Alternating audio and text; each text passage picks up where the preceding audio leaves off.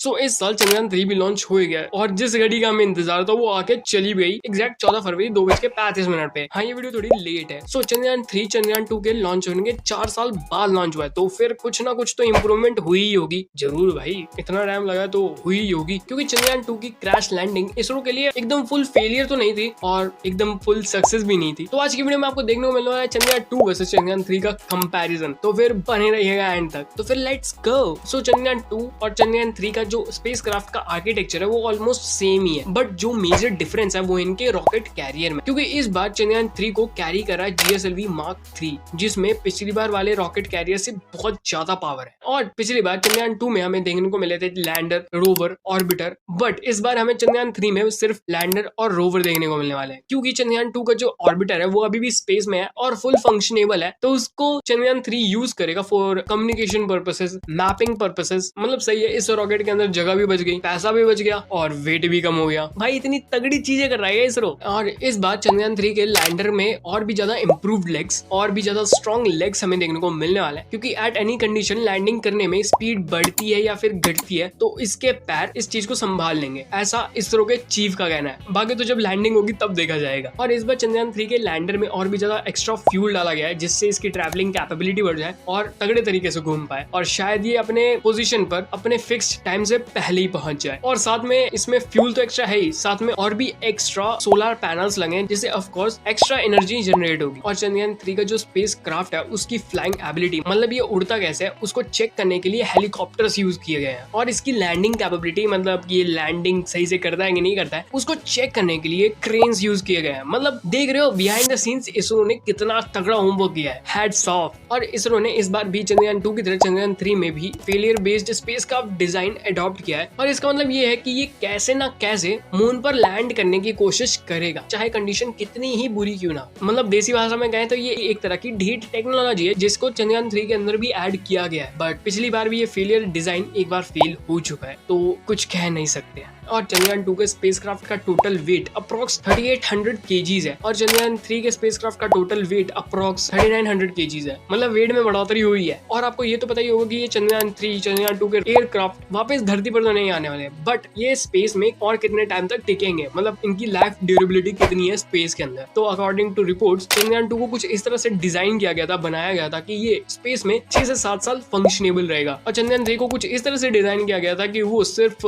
3 से 6 महीने ही फंक्शनेबल रहेगा स्पेस के अंदर। मतलब सिर्फ इतना ही, बट शायद इसके पीछे इसरो की कोई स्ट्रैटेजी हो, अब वो तो इसरो वाला कोई बंदा बता सकता है। और चंद्रयान 2 ने अपनी चांद तक की जर्नी को सिर्फ 48 डेज में ही कंप्लीट कर लिया था, और ऐसा कहा जा रहा है कि चंद्रयान 3 में इतनी कैपेबिलिटी है, इतनी कैपेसिटी है कि वो अपनी चांद तक की जर्नी को 42 डेज में ही कंप्लीट कर लेगा। और कर लेना चाहिए, क्योंकि यार इतना एक्स्ट्रा फ्यूल लगा है पिछली बार से, एक्स्ट्रा सोलर पैनल्स लगे हैं, कर ही लेना चाहिए। बाकी इन्हीं पे डिपेंड करता है। और इसरो को चंद्रयान 2 का टोटल खर्चा 980 करोड़ रुपए पड़ा था, और जिसमें से 600 करोड़ रुपए orbiter, lander, rover, navigation system, ground support system पर इन्वेस्ट हुए थे, और बाकी के 370 करोड़ रुपए जियो सैटेलाइट व्हीकल पर इन्वेस्ट हुए थे। और इसकी वजह से ही चंद्रयान 3 का स्पेस क्राफ्ट स्पेस में लॉन्च हो पाया, वरना इसके बिना कुछ पॉसिबल नहीं था। बाकी का पैसा भी वेस्ट जाता, बट सब कुछ 1000 करोड़ के अंदर हो गया, तो बहुत बढ़िया बात है। और चंद्रयान 3 तो 615 करोड़ के बजट पे ही बना है, तो बहुत ही तगड़ा डिक्लाइन आया है मिशन के बजट में। भाई इसरो इम्पॉसिबल हो तुम। और चंद्रयान 3 का जब रॉकेट लॉन्च हो रहा था तो उसकी speed approximately 7000 kilometre per hour तक पहुंच गई थी, और अगर हम इसको थोड़ा सा सिंप्लीफाई करें तो बनता है अप्रोक्स 11.5 किलोमीटर पर सेकेंड, जो कि वाकई काबिल तारीफ है। मतलब अगर आपकी कोई दिल्ली से चेन्नई की फ्लाइट आ रही है और आपको वो 3 से 3.5 घंटे में पहुंचा रही है, तो ये रॉकेट आपको 3 से 3.5 मिनट में चेन्नई पहुंचा के जाएगा, ये समझ लो। इसलिए कहता हूँ यार, अच्छे ब्लॉगर्स देखा करो, इन्फॉर्मेशन सही मिलती है। और चंद्रयान 3 के स्पेस क्राफ्ट में 2 तरीके का फ्यूल यूज हो रहा है, एक सॉलिड एक लिक्विड। और रॉकेट लॉन्च के फर्स्ट स्टेज में सॉलिड फ्यूल यूज होगा, और जब स्पेस क्राफ्ट स्पेस में होगा तो